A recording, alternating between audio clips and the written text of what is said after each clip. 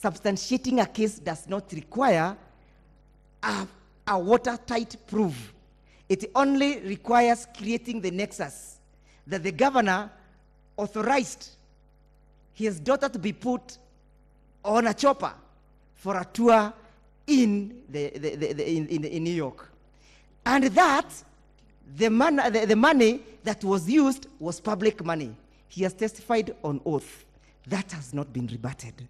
Honorable members, as I yield to my colleagues, does this person require mercy before you?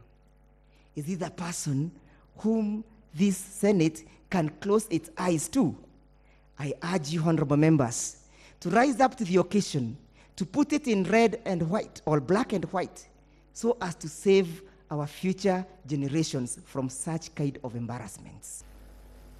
The hardships of the common Nairobian being experienced, him or her never being consulted about this. Mr. Speaker, sir, honorable members, where are we headed? Where are we taking Nairobi? Let that impeachment, if it be founded, it can always be done later. But not with this. Not with this. There is nothing to enable us to do.